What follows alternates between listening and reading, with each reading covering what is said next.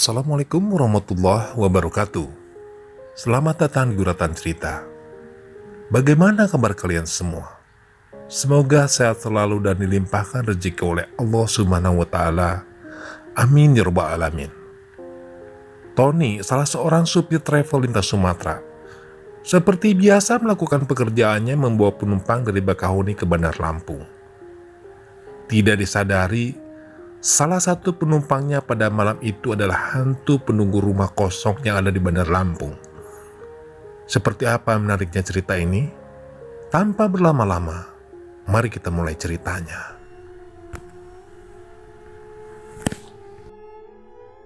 Aku Tony, bekerja sebagai supir travel penumpang di jalur lintas Pelabuhan Bakahuni dan Bandar Lampung. Aku sudah nyaris 20 tahun bergelut di bidang pekerjaan ini. Dan tentu saja, sudah banyak asam dan garam yang aku alami.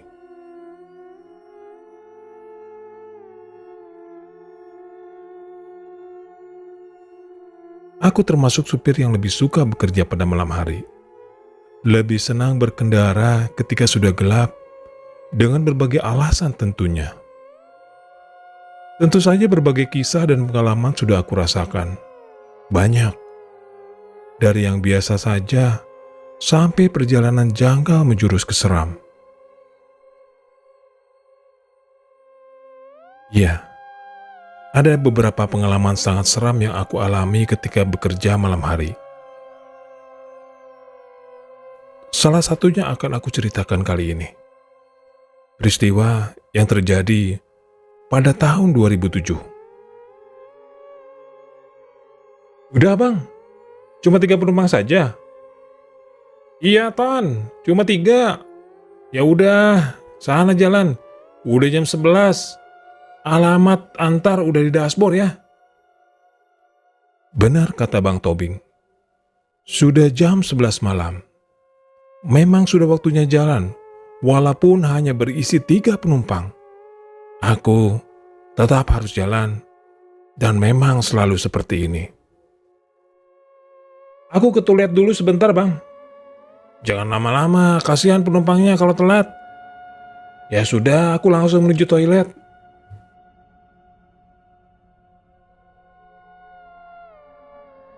Gak lama, mungkin hanya sekitar 2 atau 3 menit. Setelah selesai, aku langsung menuju kendaraan. Ini bukan musim liburan. Bukan akhir pekan juga. Jadinya penumpang memang sering sekali sepi seperti ini. Apalagi sudah menjelang tengah malam. Semakin sepi saja orang yang turun dari kapal. Oh iya, setelah duduk di belakang kemudi, aku lalu mulai bersiap menjalankan kendaraan dan memulai perjalanan.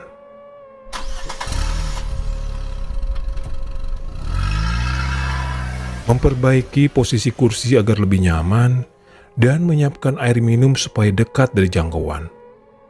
Memeriksa posisi kaca spion memastikan kalau arah pantulannya sudah benar. Biasanya kalau sedang menyetel kaca spion ini, aku sekalian untuk memeriksa penumpang yang ada di belakang. Menghitungnya, apakah sudah benar jumlahnya atau belum.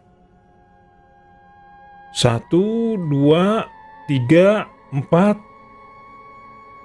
Nah, kok 4? Bukannya tadi Bang Tobing bilang penumpangnya cuma 3? Penasaran, aku lalu menoleh ke belakang. Dan benar, penumpang ada 4. 1 orang laki-laki duduk di deretan kursi yang persis di belakangku. Penumpang ketiga dan keempat, bapak dan ibu, duduk di deretan kursi kedua. Sedangkan 1 lagi seorang perempuan duduk di kursi paling belakang. Benar, ada 4. Ya sudah, berarti tadi aku ke toilet ada penumpang 1 lagi yang naik. Sudah semakin malam. Jam 11 lewat 10 menit, aku mulai perjalanan. On!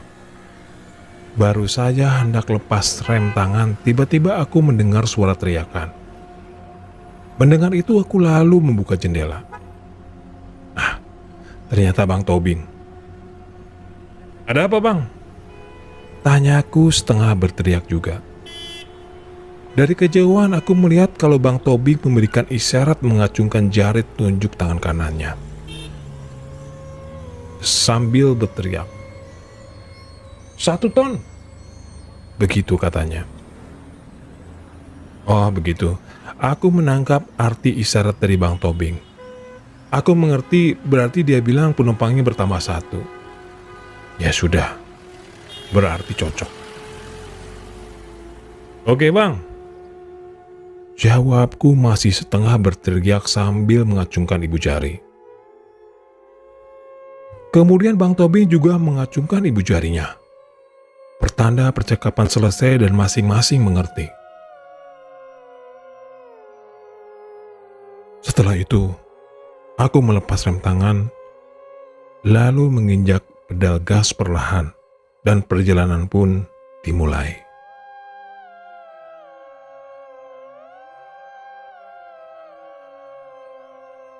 Jalur Bakahuni Bandar Lampung. Jalur ini merupakan rangkaian awal dari jalan lintas Sumatera. Karena memang dimulai dari ujung pulau Sumatera paling timur dan akan berakhir di ujung barat, yaitu Provinsi Aceh. Tapi ya aku nggak akan sampai ke Aceh. Hanya sampai Bandar Lampung dan jarak tempuhnya sekitar 100 km kurang lebih. Biasanya kalau jalan malam, seluruh penumpang akan tidur di kursinya masing-masing. Begitu juga kali ini. Aku memperhatikan lewat kaca spion. Terlihat kalau semua penumpang memang tidur. Sebentar. Kecuali penumpang perempuan yang duduk paling belakang. Aku nggak bisa memastikan dia tidur atau enggak. Karena pandangan terhalang oleh sandaran kepala kursi. Mobil ukuran sedang berkapasitas maksimum 12 penumpang ini kupacu dengan kecepatan sedang. Menembus jalan gelap di jalur lintas Sumatera.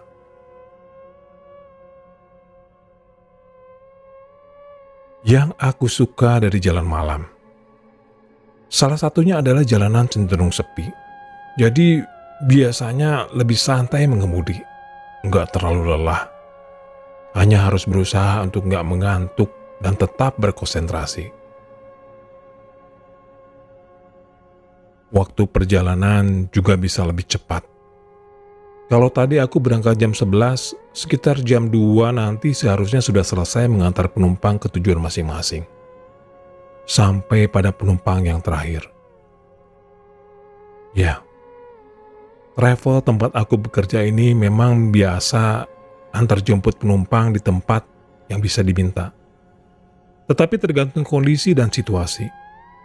Apabila memungkinkan atau jaraknya masih masuk akal. Malam ini, aku melihat ada 3 alamat di daftar yang Bang Tobing letakkan di dashboard. Aku harus mengantarkan penumpang ke 3 alamat yang tercantum. Tapi kan ada 4 penumpang. Ya berarti 1 penumpang akan turun di terminal atau pol. Begitulah. Nggak terasa, sudah sekitar 45 menit perjalanan yang sudah aku tempuh. Melirik ke layar dashboard, indikator sudah menunjukkan kalau bahan bakar sudah hampir kosong. Ya sudah, aku akan berhenti di pom bensin yang letaknya nggak jauh selepas kota Kalianda. Kebetulan, jarak pom bensin yang aku maksud jaraknya sudah dekat. Hanya tinggal beberapa ratus meter saja. Sehingga beberapa menit kemudian, aku sudah sampai.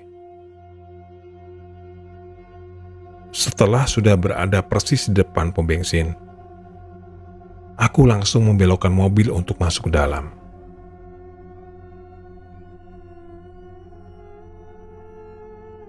Tengah malam, jam 12. Tentu saja pom bensin ini sepi. hanya ada beberapa kendaraan berbagai ukuran yang terlihat sedang mengisi bahan bakar. Malah ada beberapa yang sedang hanya beristirahat. Aku memilih pompa yang paling pojok, karena memang pengisian solarnya tempatnya di sudut. Setelah mobil sudah berhenti, aku lalu turun. "Isi full ya?" Begitu ucapku kepada petugas yang sedang berjaga. Setelah itu aku menuju toilet untuk membasuh muka. Tumben, malam ini aku merasa sedikit mengantuk. Setelah selesai dari toilet, aku kembali ke mobil dan pengisian bahan bakar sudah selesai. Nah, ketika sedang melakukan pembayaran, aku melirik ke dalam mobil, sekalian memeriksa keadaan penumpang apakah semuanya masih ada di tempat duduknya masing-masing atau tidak. Ternyata lengkap. Semuanya masih ada. 4 penumpang. Masih di posisi semula. Masih kelihatan tertidur juga. Kecuali penumpang perempuan yang ada di belakang. Dia enggak tidur, malah duduk tegak tanpa bersandar, menatap ke depan. Melihat itu semua, aku langsung masuk kendaraan dan bersiap untuk melanjutkan perjalanan. Tapi ketika sudah duduk di belakang kemudi, aku merasa ada yang berbeda. Aku mencium sesuatu. Indera penciuman menangkap wangi parfum yang sebelumnya sama sekali gak tercium. Baunya sangat menyengat.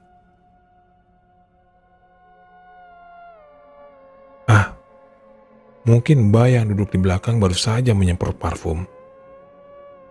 Begitu pikirku dalam hati. Gak berpikir macam-macam, aku lalu mulai menjalankan kendaraan. Kali ini aku pacu dengan kecepatan agak tinggi. Walaupun awalnya agak terganggu dengan bau wangi yang menyengat tadi, tapi akhirnya hidungku jadi terbiasa. Tapi tetap saja tercium sepanjang sisa perjalanan. Singkat cerita, kami akhirnya memasuki Bandar Lampung, salah satu kota besar yang ada di Sumatera. Hampir jam 1 malam, dan tentu saja sudah sangat sepi. Hanya 1-2 kendaraan yang terlihat, lalu lalang menyusuri jalan. Ada 3 alamat yang harus aku tuju untuk mengantar penumpang. Yang pertama di Teku Umar, yang kedua di Jalan Imam Bonjol, dan satu lagi di daerah Kedaton 5. Senangnya aku melihat 3 alamat itu, karena letaknya masih di dalam kota dan gak akan memakan waktu lama. Setelah selesai, aku bisa langsung kembali ke Kota Raja. Kota Raja adalah letak di mana pool kendaraan travelku berada. Singkat cerita lagi, akhirnya 2 penumpang sudah aku antar ke alamatnya. Tersisa 2 lagi. Laki-laki yang duduk sendirian dan perempuan yang duduk di belakang. Sudah jam 1 lewat ketika kami akhirnya sampai di alamat terakhir di Kedaton 5.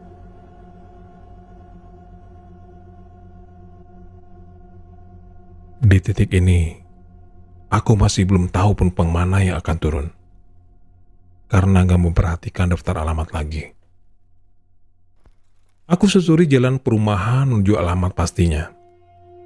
Jalan sempit namun beraspal, dan kanan kiri berjejer rumah-rumah berbagai macam ukuran. Keadaannya sama, sangat sepi. Ditambah penerangan yang hanya mengandalkan cahaya lampu dari halaman rumah. Melirik kaca spion, aku melihat 2 penumpang dalam keadaan terjaga. Penumpang perempuan tetap duduk diam dengan tatapan menghadap ke depan. Sementara penumpang laki-laki terlihat memperhatikan pemandangan di luar.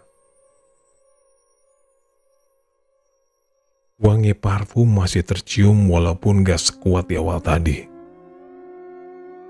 Entah sudah berapa menit aku sudah di dalam perumahan sampai akhirnya berhenti di depan salah satu rumah besar bertingkat. Aku perhatikan catatan yang ada di dashboard.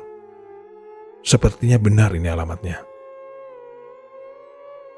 Mas, Mbak, ini benar alamatnya kan ya? Tanya aku kepada penumpang.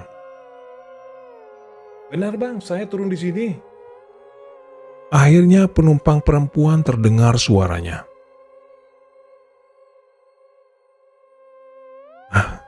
Ternyata dia yang turun di sini. Rumah tempat tujuan penumpang perempuan ini terlihat gelap. Hanya satu lampu teras yang menyala dan itu pun redup.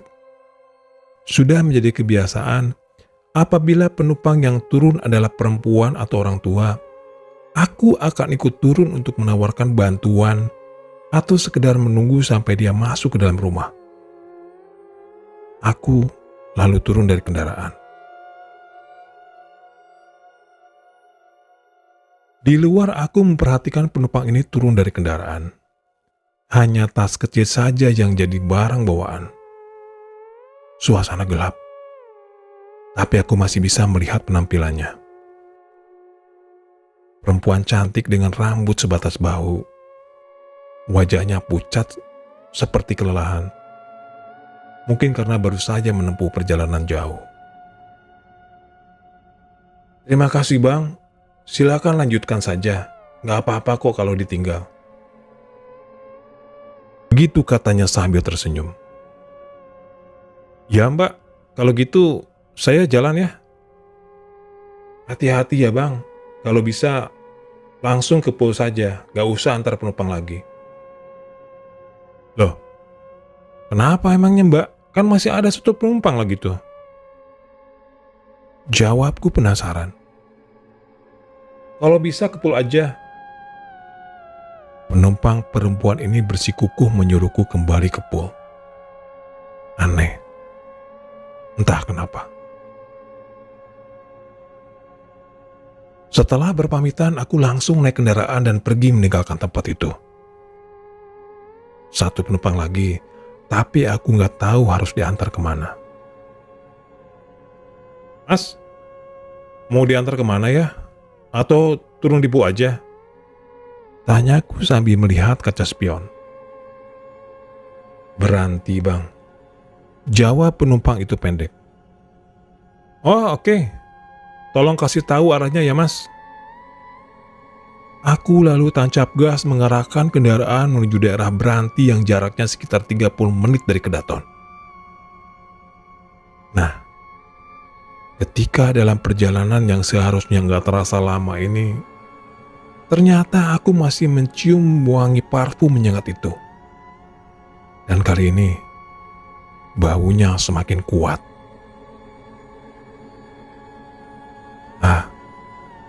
Ternyata mas ini yang wangi sejak tadi. Bukan perempuan yang sudah turun tadi. Begitu pikirku dalam hati. Jalanan sepi di jalur lintas Sumatera ini, aku terabas dengan kecepatan cukup tinggi. Namun masih sangat berhati-hati. Beberapa kali aku melirik spion memperhatikan kalau ternyata penumpang terakhir ini posisinya selalu sama. Duduk tegak sambil terus menatap keluar. Kilatan-kilatan cahaya dari lampu penerangan di luar membantuku untuk dapat juga sesekali melihat mimik wajahnya. Ketika sudah sendirian dan ketika sudah semakin dekat dengan perhentian, penumpang laki-laki berumur sekitar 30 tahun ini terlihat selalu tersenyum. Tapi ada sedikit aneh dengan senyumnya. Dia tersenyum tapi bukan kebahagiaan yang terpancar, tapi malah kesedihan. Pokoknya aneh.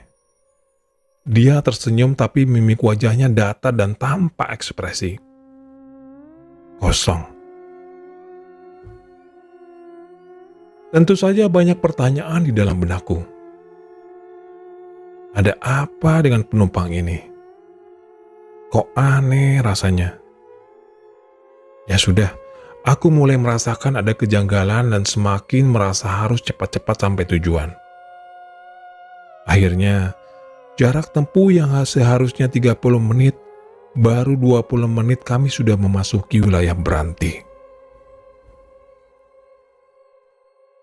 "Kasih tahu arahnya ya mas, kita sudah sampai di Beranti nih," ucapku. Tapi nggak ada jawaban. Penumpang diam, dan aku pikir mungkin dia ketiduran. Makanya aku langsung melirik ke spion. Ternyata enggak. Dia masih berposisi sebelumnya, menatap ke arah luar sambil tersenyum. "Mas, maaf, kita sudah sampai di Beranti. Alamatnya di mana ya?" Tanyaku sekali lagi. Kali ini lebih keras aku bersuara. "Terus aja bang, perumahan di depan." Akhirnya penumpang bersuara. Aku lalu kembali menginjak pedal gas secara perlahan dan sepertinya aku tahu perumahan yang dimaksud. "Perumahan ini mas?" Tanyaku lagi ketika di depan sudah ada gapura besar. "Ya," jawabnya pendek. Aku langsung membelokkan kendaraan dan masuk ke dalam perumahan. Baru kali ini aku masuk perumahan ini, dan biasanya hanya lewat melintas di depan gerbangnya saja. Bukan komplek perumahan mewah. Bisa dibilang hanya kelas menengah. Kira-kira seperti itu. Setelah gapura gerbang perumahan, terlihat ada pos kecil yang sepertinya pos security yang tepat di depannya ada portal besi. Dalam keadaan terbuka. Ketika sudah persis di depan pos itu, aku bisa melihat ke dalamnya yang ternyata nggak ada siapa-siapa. Kosong. Ya sudah, aku terus masuk ke perumahan. "Rumahnya di mana, Mas?" Aku bertanya sekali lagi. Terus saja. Mendengar jawabannya, aku lalu terus ikuti jalan lurus yang memanjang. Jalanan komplek tentu saja sudah sangat sepi. Gak ada seorang pun yang terlihat. Aku menjalankan mobil sangat pelan sambil menunggu perintah selanjutnya untuk berbelok kemana. "Terus saja mas?" tanyaku lagi. "Iya." Datar.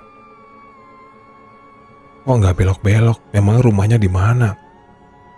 Aku bertanya-tanya dalam hati. Sementara jalanan terus semakin ke ujung dan semakin gelap. Terus masuk ke wilayah yang sepertinya masih belum banyak ada rumah berdiri. Aku semakin memperlambat lanjut.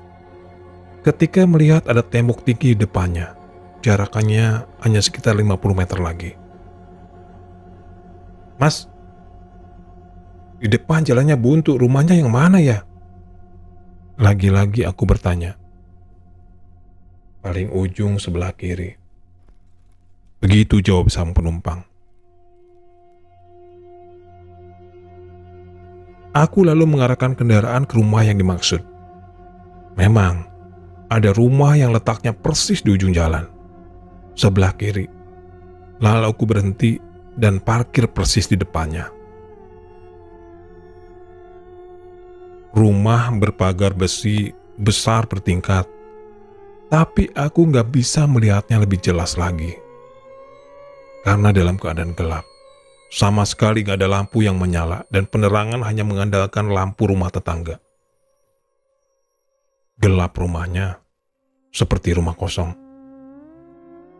Setelah sebentar memperhatikan rumah itu, aku lalu bilang begini. "Mas, sudah sampai mas?" Tapi gak ada jawaban. Tentu saja secara refleks aku langsung menoleh ke belakang. "Mas." Kalimatku berhenti, gak selesai. Ketika melihat ternyata mobil dalam keadaan kosong dan gak ada penumpangnya lagi. Kemana penumpang terakhir tadi? Sudah turunkah? Sepertinya gak mungkin, karena aku sama sekali gak mendengar suara buka tutup pintu. Dan kendaraan baru beberapa detik saja berhenti. Penasaran. Lalu aku mengarahkan pandangan ke rumah gelap di sebelah kiri. rumah penumpang terakhir tadi. Kemudian aku mengucek-ucek mata karena melihat kalau tiba-tiba sudah ada orang yang sedang berdiri di dalam pagar rumah. Dari perawakannya aku yakin kalau itu memang penumpang tadi. Tapi kapan dia turun dari mobil? Kok nggak ada suara buka tutup pintu mobil dan suara pagar rumah juga? Kok bisa tiba-tiba dia sudah ada di dalam pagar? Di halaman rumah? Semakin penasaran aku membuka kaca mobil yang di sebelah kiri untuk memastikan lagi. Setelah kaca sudah terbuka lebar, aku semakin jelas melihatnya. Ternyata benar yang berdiri di balik pagar memang penumpangku tadi. Dia menghadap kendaraan, menghadapku, berdiri dalam gelap. Tapi aku masih bisa melihat wajahnya dengan jelas dalam keremangan. Dia tersenyum dengan muka yang masih datar dan tatapan kosong. Beberapa detik kemudian dia seperti mengucapkan sesuatu. Sangat pelan. Suaranya nyaris tak terdengar. Tapi dari gerakan bibir dan gesturnya aku menangkap kalau dia mengucapkan terima kasih. Melihat itu, aku mengangguk pelan. Kemudian dia membalikkan tubuh lalu dalam gelap berjalan menuju pintu rumah. Jalannya sangat pelan, langkahnya gontai. Aku terus memperhatikan pergerakannya. Sampai ketika ada pemandangan yang membuat jantungku seperti berhenti berdetak. Setelah sampai di pintu rumah, dia enggak lantas berhenti melangkah untuk membuka pintu. Tapi malah terus berjalan menembus pintu. Ya, tubuhnya menembus pintu, lalu menghilang masuk ke dalam rumah. Kaget melihat itu semua, beberapa detik lamanya tubuhku kaku gak bisa bergerak. Shock. Lemas dari ujung kepala sampai ujung kaki. Tapi beberapa saat kemudian, dari kaca spion aku melihat ada kilatan cahaya dari belakang. Ada kendaraan lain yang datang dari arah belakang mobilku. Aku lalu membuka kaca jendela, dan ternyata cahaya itu adalah lampu motor yang dikendarai oleh security perumahan. "Lagi ngapain, Bang?" tanya Pak security setelah dia berhenti. "Ngantar penumpang, Pak, ke rumah itu." Aku menjawab gagap, karena masih shock. "Oh gitu, ayo kita ke pos depan dulu." "Iya, Pak." Kemudian aku memutar mobil, lalu mengikuti motor security itu dari belakang.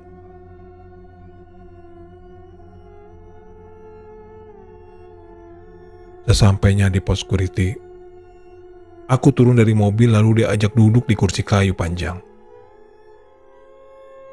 Aku kaget karena melihat kalau ternyata di pos security itu ada 2 petugas lainnya. Padahal ketika masuk tadi aku nggak melihat ada orang sama sekali. "Abang ini yang tadi ngantar penumpang ke rumah di ujung itu?" tanya salah satu security sambil memberikan aku segelas air minum. "Iya, Pak, rumah di ujung itu," jawabku. "Oh gitu. Ada kejadian aneh nggak?" tanya mereka lagi. Kemudian aku ceritakan semuanya, peristiwa aneh dan seram yang baru saja aku alami. Dan setelah aku selesai, barulah mereka berganti cerita. Cerita yang membuat tubuhku menjadi semakin lemas setelah mendengarnya. Jadi, penumpang terakhir yang aku antar tadi, memang benar rumahnya di ujung jalan itu tadi. Para security juga punya gambaran yang sama denganku tentang perawakan penumpang itu. Penumpang tadi namanya Husairi. Umurnya 30 tahunan dan dia bekerja di Jakarta. Setiap 2 minggu sekali pulang ke rumahnya di Berantis ini. Rumahnya diisi oleh anak dan istri serta mertuanya. Tapi sekitar 6 bulan sebelumnya, Pak Suhairi meninggal dunia. Dia mengembuskan napas terakhirnya dalam perjalanan pulang. Kendaraan yang dikendarainya mengalami kecelakaan di daerah Kalianda.